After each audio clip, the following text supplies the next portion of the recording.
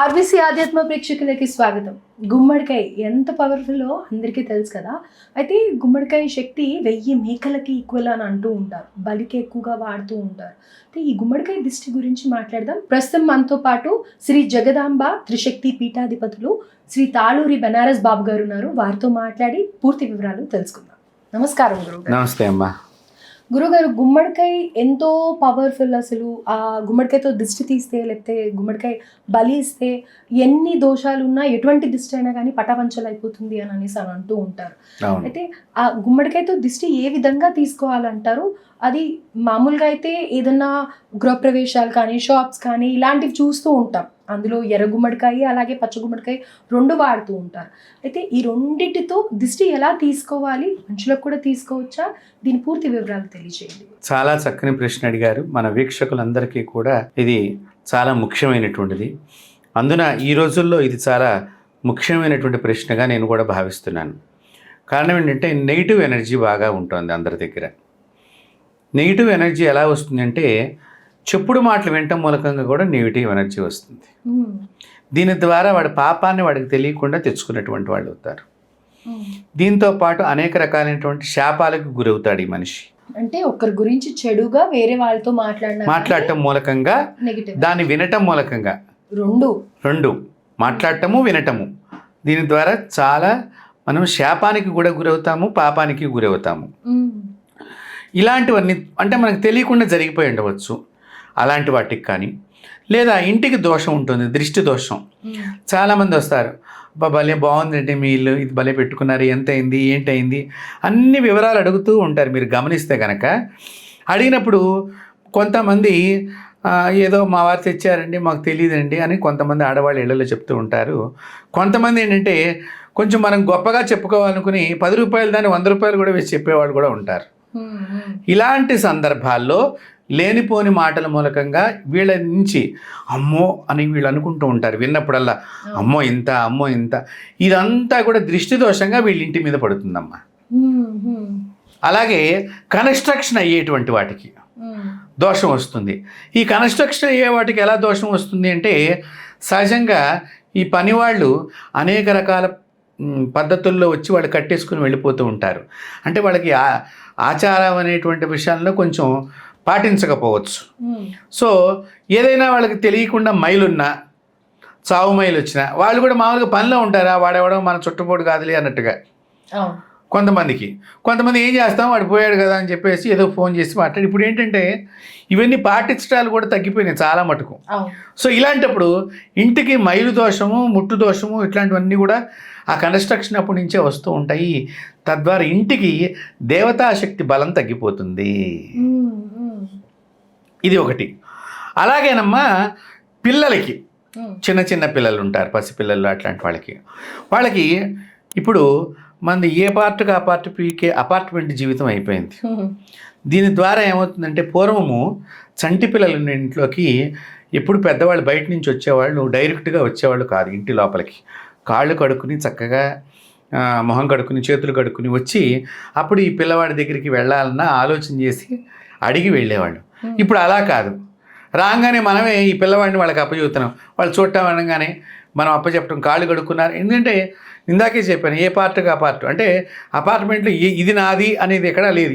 ఈ గోడ నాది, కింద స్లాబా కింద వాడు ఉంటాడు, పైన మనం ఉంటాము, పైన స్లాబా పైవాడు ఉంటాడు, కింద మనం ఉంటాము, పక్క గోడలు మనవి కావు. ఇక బాల్కనీ వైపు ఉన్నది, ముందర కారిడార్లో ఉన్నది. ఇది వెనకాతలున్న కూడా పైన ఉన్నాడికి కింద ఉన్నాడికి కనెక్షన్ ఉంటుంది, ముందరది ఎట్లాగో అందరికీ కామన్గా ఉంటుంది. కాబట్టి ఏ పార్టీకి మనది కాదు. అలాంటి దానిలో మనం ఉంటూ అన్నీ లోపలికి ప్రవేశిస్తున్నాయి. తక్కువగా వచ్చే ఇల్లు అనుకుని మనం అట్లాగా, అంటే మనకు డబ్బులు లేనప్పుడు అవే కొను. కానీ ఇక్కడ కూడా ఈ దృష్టి దోషాలు కానీ, దుష్టశక్తులు కానీ ఇంటి లోపలికి ఎలా రాకుండా చేసుకోవాలనే విషయంతో పాటు మీరు అడిగిన ఈ గుమ్మడికాయ విషయాన్ని కూడా నేను ఇక్కడ చెప్పి మన వీక్షకులు మంచి జీవితాన్ని పొందాలని చెప్పేటువంటి విధి విధానాన్ని నేను ఇక్కడ మీకు తెలియజేస్తున్నాను. ఈ అపార్ట్మెంట్లో ఉండేవాళ్ళు, మనకి ఇండిపెండెంట్ హౌస్ అయితే కనుక చక్కగా బయటనే కాళ్ళు కడుక్కునే అవకాశం ఉంది. దయచేసి ఆ సంప్రదాయాన్ని పాటించండి. తద్వారా మీ ఇంటికి చెడు శక్తి ప్రవేశించకుండా ఉంటుంది లోపలికి. ఈ అపార్ట్మెంట్లో ఉండేటువంటి వాళ్ళు ఏం చేయాలి అంటే బయట మీరు ఎక్కడన్నా మీ ఇంటికి బయట భాగంగా ఓ చిన్న చెంబుడుతో నీళ్లు పెట్టుకోండి. కుడికాలి యొక్క బొటనవేలి మీద, ఎడమకాలి యొక్క బొటనవేలి మీద అన్ని నీళ్లు వేసుకున్నట్లయితే, అంటే ఒక చెంచాడు నీళ్లు వేసుకున్నట్లయితే కాళ్ళు కడుక్కున్నంత ఫలితం వస్తుంది. సో అప్పుడు ఈ దుష్టశక్తి లోపలికి ప్రవేశించదు. అదేంటండి, బొటనవేలి మీద వేసుకుంటేనే తొలగిపోతుందా అని మీరు అనుకోవచ్చు. మామూలుగా ఈ యొక్క శక్తి కేంద్రాలు ఎక్కడైతే ఉన్నాయో మనిషి శరీరంలో, అక్కడ ఈ శక్తులు, దుష్టశక్తులు వెళ్ళి డిస్టర్బ్ చేస్తూ ఉంటాయి అన్నమాట. ఈ శక్తి కేంద్రాల్లో పాదం దగ్గర నుంచి మనం లెక్క పెట్టినప్పుడు బొటనవేలు చాలా ప్రధానమైనటువంటిది. సో మీరు గమనించినట్లయితే ఏకలవ్యుడు కూడా తన కుడి చేయి బొటనవేలుని ఇచ్చేస్తూ ఉంటాడు. అలాగే కాళ్ళకు కూడా బొటనవేలు అంత గొప్పది, అంత శక్తివంతమైంది. మీరు గురు పూజ చేసిన పుణ్యస్త్రీలకి సువాసిని పూజ అని అంటాం. ఆ కుడి కాలి బొటనవేలికి మొత్తం కాలంతా పసుపు రాకపోయినా ఆ బొటనవేలికి పసుపు రాసుకునే సంప్రదాయం మన ఇళ్లలో ఉంది. అంటే అక్కడ రాస్తే మొత్తం కాలంతా రాసినట్లు. కాబట్టి అక్కడ మీరు కనుక ఆ నీళ్లతో అప్పుడు ఎక్కువ తడవదు మీ ఇంటి ముందర, వేరే వాళ్ళ ఇంటి ముందరకు ఆ నీళ్లు పోవు, మీకు కూడా ఇబ్బంది లేకుండా శుద్ధి అయినట్టుగా అవుతుంది. కాబట్టి అలాగా మీరు ఆ చెంచాడు నీళ్లతో 2 కుడి కాలు ఎడమ కాలు యొక్క బొటనవేలి మీద వేసుకున్నట్లయితే కొంత దోషం బయట తగ్గించుకున్న వాళ్ళు అవుతారు. సరే, ఇది కాళ్ళ ప్రక్షాళన చేసుకోవటం ఎట్లాగా అని చెప్పేసి పాద ప్రక్షాళన గురించి. ఇప్పుడు గుమ్మడికాయని మనం ఇందాక నేను చెప్పినట్లుగా ఎక్కడెక్కడ ఏ విధంగా చేసుకోవాలి అనుకున్నప్పుడు, ఎర్ర గుమ్మడికాయ అమ్మ, ఎర్ర గుమ్మడికాయని మీరు చక్కగా మంచిగా శుభ్రం చేసేసుకుని మార్కెట్ నుంచి తెచ్చుకున్న తర్వాత దాని మీద ట్రయాంగిల్గా 3 కోణాలతో ఉండే ట్రయాంగిల్గా మీరు కుంకంతో ఒక సింబల్ వేయాలి. బాగా గుర్తుపెట్టుకోండి, నేను చెప్తున్నాను. ట్రయాంగిల్గా 3 వైపులన సమానంగా ఉండాలి. ఈ సమానంగా ఈ ట్రయాంగిల్ బొమ్మ వేసే ముందర ఈ గుమ్మడికాయ మొత్తం పచ్చగా పసుపు పట్టించాలి. దాని మీద కుంకంతో ట్రయాంగిల్ బొమ్మ గీయాలి. గీసి మధ్యలో ఒక చుక్క పెట్టాలి, బిందువు పెట్టినట్టుగా పెట్టాలి. దాని మీద మీ కుడి చెయ్యిని పెట్టి, అంటే ఈ గుమ్మడికాయని ఒక ప్లేట్లో కానీ ఒక ఇస్త్రాకులో కానీ పెట్టి మీరు ఈ కుడి చెయ్యిని పెట్టి దుర్గానామాన్ని బాగా గట్టిగా జపం చేయాలి. ఈ దుర్గానామాన్ని జపం చేయటం మూలకంగా ఈ దుర్గాదేవి శక్తి ఈ కుష్మాండంలోకి వస్తుంది. నామం ఏది, ఎలా? శ్రీ దుర్గాయ నమః చిన్న నామాన్ని జపం. లేదు మనకు తెలియదు, మనం చేస్తే అవుతుందో లేదో తెలియదు అనుకున్నప్పుడు మీకు దగ్గరలో ఉన్న ఏదైనా దేవాలయానికి వెళ్ళి అక్కడ అర్చకుడికి చెప్పినట్లయితే దాన్ని పూజ చేసి మనకిస్తారు. అలా కూడా చేసుకోవచ్చు. ముఖ్యంగా గుమ్మడికాయలు అమ్మవారి గుళ్ళ దేవస్థానంలో అయితే మంచి, ఎందుకంటే అమ్మవారికి ఒక పేరున్నది. గుమ్మడికాయని కూడా సంస్కృతంలో కూష్మాండము అంటాం. అమ్మవారి అవతారాల్లో కూష్మాండ దేవి అని చెప్పి ఒకటి ఉన్నదనమాట. సో అందుకని అమ్మవారి దేవాలయాల్లో ఇవి ఎక్కువగా మీరు గుమ్మడికాయలు పెట్టి పూజ చేయించుకుంటాం చాలా ఉత్తమం. ఇక్కడ ఇలాంటి గుమ్మడికాయని మీరు పూజించిన తర్వాత చక్కగా ఆ పూజ చేసిన గుమ్మడికాయ మీద కర్పూరం పెట్టాలమ్మా. కర్పూరం పెట్టి మీరు మొట్టమొదటిగా మీ దేవతా మందిరంలోకి వెళ్ళాలి. లేదా మీ దేవతా మందిరం దగ్గర కన్నా కొంతమందికి విడిగా గది ఉంటుంది, ముందర దేవుడి గదిలోకి వెళ్ళాలి. మీ ఇంటి దేవుడికి ముందర తొలిగా దృష్టి తీసేసేయాలి. ఎందుకంటే చాలామంది వచ్చినప్పుడు మా పూజా మందిరం చూడండి అన్ని గదులతో పాటు చూపిస్తూ ఉంటారు. అది చూసినప్పుడు కొంతమంది పూజా మందిరాలు చాలా అందంగాను ఒక భక్తి భావనగాను పూలు అని, కొంతమంది మాతలు చక్కగా పుష్పాలంతా మాలలు, తులసి మాల, పువ్వుల మాల అన్నీ చాలా డెకరేషన్ అంత అందంగా, దానివల్ల అబ్బా ఎంత బాగున్నాడు మీ దేవుడు అని అంట. అప్పుడు ఈ దృష్టి దోషం ఆ మూర్తిని ఆవహిస్తుంది. తర్వాత అక్కడ కూర్చొని మీరు పూజ చేస్తూ ఉంటే ఈ దృష్టి దోషం మీ దగ్గరికి వచ్చి అది ఏమవుతుందంటే మనం జపం చేసేటప్పుడు అని ఇట్లా పెద్ద పెద్దగా ఆవలింతలు చేయటము, లేకపోతే నిద్ర వచ్చినట్టుగా ఇలా తూలిపోవటంగా మన శరీరం ఆ ఫంక్షన్లోకి వెళ్ళటము, లేదంటే కనుక అప్పుడే ఇక తుమ్ములు రావటము, దగ్గులు రావటము, లేకపోతే ఎవరో ఒకళ్ళు వచ్చి మనల్ని పిలుస్తూ ఉండటము, ఇలాంటి డిస్టర్బెన్సెస్ అన్నీ కూడా మనకి పూజా మందిరంలో జరుగుతూ ఉంటాయి. కాబట్టి మొట్టమొదట ఈ గుమ్మడికాయని మీ యొక్క దేవతా మందిరంలో మీ దేవుడికి చక్కగా క్లాక్ వైజ్గా, యాంటీ క్లాక్ వైజ్గా 3 సార్లు దృష్టి తీయాలి. ఈ తీస్తున్నంతసేపు ఈ గుమ్మడికాయ మీద కర్పూరం వెలుగుతూ ఉండాలమ్మా. ఈ వెలిగిన తర్వాత మీ యొక్క కిచెన్ అంటే వంటగది, ఇంగ్లీషు నేను రెండు చెప్తున్నాను. ఈ కిచెన్లోకి ప్రవేశం అంటే ఏంటి, దేవుడి గది మధ్యలో ఉందనుకుందాం. ఇప్పుడు ఇక్కడి నుంచి కిచెన్లోకి వెళ్ళాలి. వంటింట్లో అలా ఒక రౌండ్ తిప్పాలమ్మ. అంటే ఏంటి, ఆ గదిలో ఉండేటువంటి దుష్టశక్తి అంతా ఈ కర్పూరం, వెలుగే కర్పూరం మంటల్లో పడి చనిపోవాలి. కర్పూరం కాబట్టి ఈ వెలుగుతూనే ఉండాలి కర్పూరం. నేను ఎక్కడ అయితే చెప్తానో చివరిదాకా అక్కడ వెలుగుతూనే ఉండాలి. ఆ కిచెన్లోంచి మాస్టర్ బెడ్రూమ్లోకి రావాలి.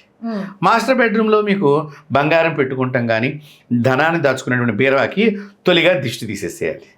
అక్కడి నుంచి మళ్ళీ మీరు చిల్డ్రన్స్ బెడ్రూమ్లోకి రావాలి, పిల్లల యొక్క గదిలోకి. అక్కడ ఒక రౌండ్గా తిప్పాలి. చివరిలో హాల్లోకి రావాలమ్మా. చివరిగా హాల్లో మీ ప్రధాన ద్వారానికి ఎదురుగుండా దేవుడి ఫోటో ఉంటే కనుక ఆ దేవుడి ఫోటోకి మొట్టమొదటి దిష్టి తీసేసేయాలి. తీసేసి హాల్లోంచి మీరు ప్రధాన ద్వారం బయటికి వెలుపలికి వచ్చేసి ఆ గడప దగ్గర ప్రధాన ద్వారం దగ్గర 3 సార్లు క్లాక్ వైజ్గా 3 సార్లు యాంటీ క్లాక్ వైజ్గా దృష్టి తీసేదాకా ఈ కర్పూరం వెలుగుతూనే ఉండాలి. అప్పుడు ఆ వెలిగే కర్పూరాన్ని ఒక పక్కగా నేల మీద పడేసి ఈ కూష్మాండాన్ని అక్కడ పగలగొట్టి కుడివైపున ఉన్న ముక్క ఎడంవైపుకి, ఎడంవైపున ఉన్న ముక్క కుడివైపుకి. అంటే ఇవి రెండు మళ్ళీ కలుసుకోకూడదు.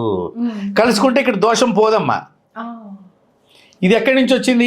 మనకి శ్రీకృష్ణుడు అక్కడ పాండవుల చేత భీముడి చేత యుద్ధం చేయించినప్పుడు 2 ఇలా అతుక్కుంటూ ఉంటాయి కాళ్ళు 2, అలా కాదు ఇలా తిరగేసి పెట్టు అని చెప్పి అప్పుడు దుర్మార్గుడిని సంహరించడానికి. కాబట్టి ఆ మాదిరిగా ఈ కుడివైపు చేతిలో ఉండేటువంటి ముక్కని ఎడంవైపుకి, అంటే ఇవి రెండు కూడా ఇటించిట ఆగిపోయిన తప్ప ఇవి రెండు కలుసుకోలేవు. మీకు చూడండి అయస్కాంతంలో కూడా 2 ఒకటే కోణాలు ఉన్నటువంటివి, అంటే south pole north pole, 2 south pole కలుసుకోవు, ఆపోజిట్ డైరెక్షన్. కానీ ఆ మాదిరిగా ఈ కూష్మాండాన్ని కూడా మనము అటు ఇటు రివర్స్ డైరెక్షన్లో పెట్టడం మంచిది. దీని ద్వారా ఇంటి లోపల ఉన్న ఇంటి ప్రధాన ద్వారానుకున్న దృష్టి దోషం తెలిగిపోతుంది. అయితే గురుగారు ఇక్కడ గుమ్మడికాయని కట్ చేయడం కానీ లేకపోతే పగలగొట్టడం కానీ స్త్రీలు చేయకూడదు అని అంటారు. అందుకని ఇంటి యజమాని మగవాళ్ళు చేయాలి. లేదన్నా ఇంట్లో మీకు పనిచేసే మగవాళ్ళు ఎవరైనా ఉంటే కనుక, అంటే ఇంటి పని చేసేటువంటి వాళ్ళు మనకి ఇంట్లో పెట్టుకుంటాం కదా పని వాళ్ళ కింద, వాళ్ళ చేత కూడా చేయించుకోవచ్చు. ఇంట్లో మగపిల్లలు ఉంటూ ఉంటారు కదా, మగపిల్లల చేత కూడా చేయించవచ్చు, తప్పేమీ లేదు. ఇక చిన్నపిల్లలకి లేదా పెద్దవాళ్ళకి ఏదైనా జాతకరీత్యా మృత్యుగండం ఉన్న వాళ్ళకి దృష్టి ఎలా తీసేయాలి గుమ్మడికాయతో? మృత్యుగండం అంటే అనారోగ్యపరంగా వచ్చేటువంటి కూడా, అనారోగ్యపరంగా ఉండేటువంటి దానికి అనారోగ్యంతో ఉన్నారు అన్నా కూడా తీయచ్చు. ఏది గురుగారు? ఎర్ర గుమ్మడికాయనమ్మా.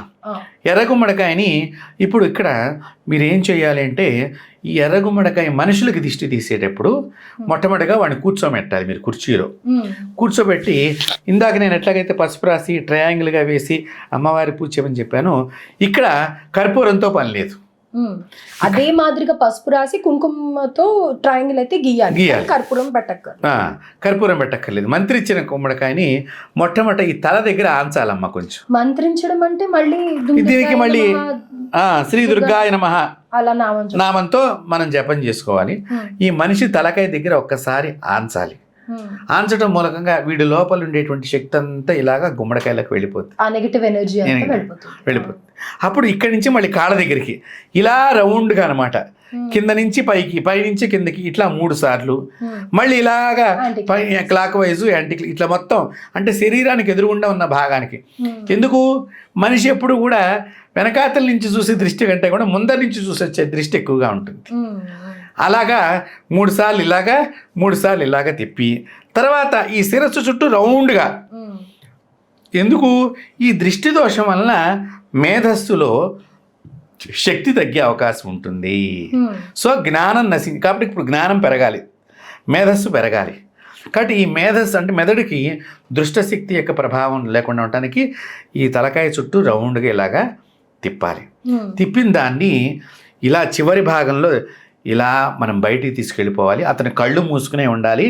మనం బయటికి వెళ్ళిపోయి కొట్టేసి కాళ్ళు కడుక్కుని వచ్చేలోగా ఇతడు బాత్రూంలోకి వెళ్ళి కాళ్ళు చేతులు కడుక్కుని గదిలోకి వెళ్ళిపోవాలి. వీళ్ళకి ఎదురు నిలబడకూడదు, ఎదురు రాకూడదు. ఎవరికి? ఆ దిష్టి తీయించుకున్న వ్యక్తిగా, తీసేసిన వ్యక్తికి ఎదురు రాకూడదు. అలాగే వీళ్ళు కాళ్ళు కడుక్కుని లోపలికి వస్తారు. అయితే ఇందాక మీరు కళ్ళు మూసుకునే ఉండాలన్నారు కదా, దిష్టి తీస్తున్నంతసేపు కూడా కళ్ళు మూసుకునే ఉండాలి తీయించుకునేటువంటి వ్యక్తి. ఇలా కనుక చేసినట్లయితే అప్పుడు వారికి కొంచెం ఉపశమనం కలిగి శరీరంలో ఉండేటువంటి అనారోగ్య బాధ కానివ్వండి, మానసిక వ్యధ కానివ్వండి, చాలామంది ఈ మైగ్రేను, తలనొప్పి, తలకు సంబంధించిన బాధ, ఇవి కూడా చాలా మటుకు తగ్గుతాయి.